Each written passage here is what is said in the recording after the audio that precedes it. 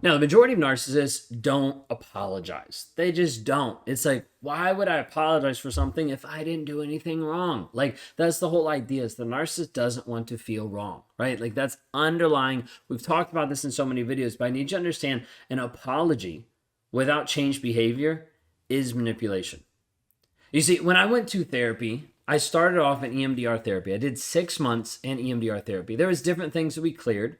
There's different things from past, from high school, from previous girlfriends, different things that we cleared that was helpful. Like I think if I didn't clear some of those things, my journey would have been a lot longer just because I didn't know of different things. But it also helped me believe a little bit, just a little bit into therapy at that point because EMDR was kind of like sketchy. Like I didn't do the eye movement part. I was using like the vibrating like hand paddles or whatever they're called. And like finally after like the third, fourth session, like there was finally this kind of breakthrough. And I was like, oh, like this might work. Like therapy might not be like insane. And so I'm going through EMDR, and then after EMDR, I went to regular therapy, like talk therapy, like cognitive behavioral stuff like that. And as I'm going through the therapy process, there's also this piece of like, it's not really taking. Like it's not really showing up. It's not really feeling how I wanted to feel because it wasn't changing my mindset at that point towards my wife. There's things that I was doing where I was just showing up on a day-to-day basis in a way that was just like, I guess I have to. There's times I would kind of drag myself home being like, well, this is the right thing to do, so I guess this is what I have to do. There's sometimes pieces of like moral obligation. There are sometimes pieces of like duty of like, I guess this is just my direction, who I'm supposed to be in one sense. And it got to be this place early on that the apologies that I had, I would say them, but they weren't really heartfelt. And the reason why they weren't very heartfelt was demonstrated by my lack of willingness to actually execute on the apology. So I'd have an apology, but then there wouldn't be this massive change in my behavior. There wouldn't be an actual transformation from the inside out. Instead, it was just a nice gloss over apology that didn't really do much and still left us wanting. And so it didn't really change anything, and we kind of stayed stuck in the same spiral over and over. Apology, frustration, rage. Apology, frustration, rage. Apology, frustration, rage. Over and over and over again. My wife recently showed me, and I'm going to bring it for content sometime, but I don't have it right now. My wife recently showed me about a 9-page letter that I wrote her one of the first times that she left. She left for like 2 weeks one time.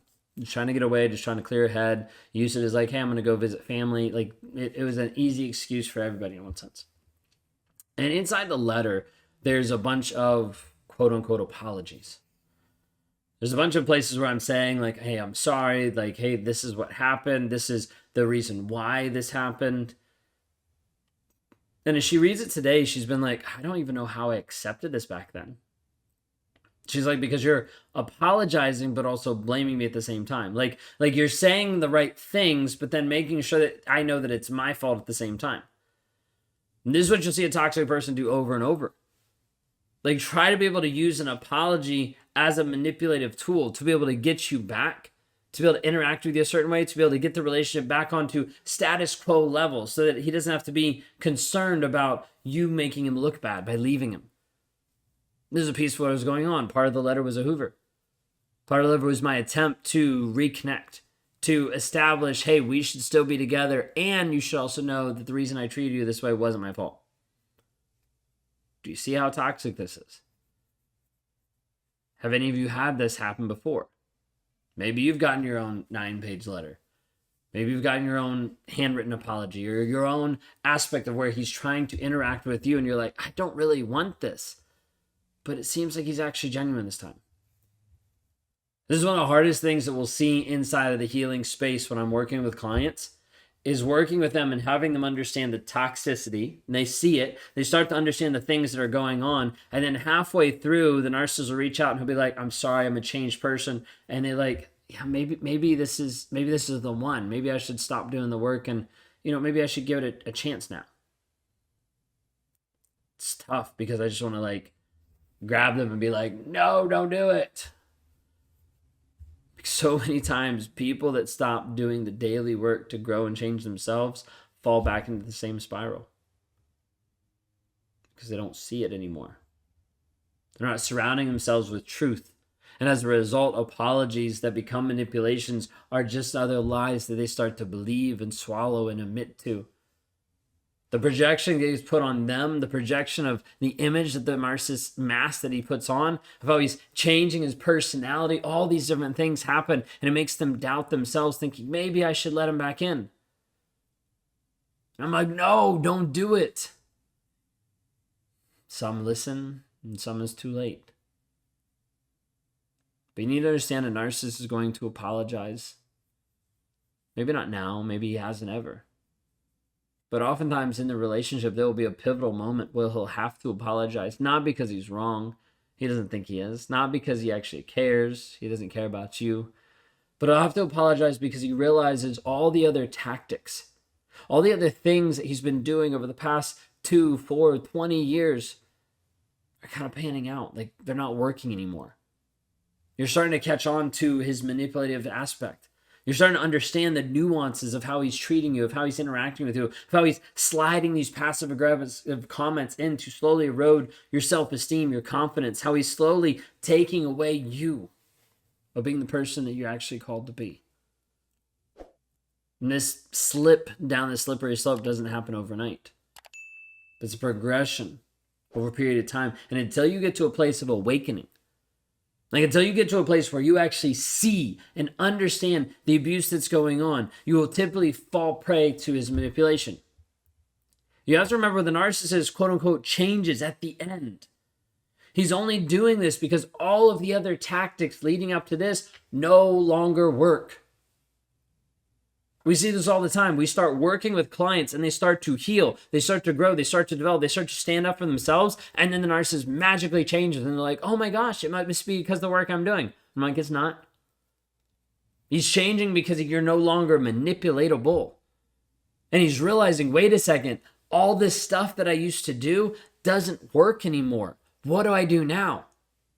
Maybe we should go back to the beginning and actually give her everything that she wanted to get her back. And then stop doing it. Narcissists won't continue this quote unquote change for a long period of time, especially when it is for you.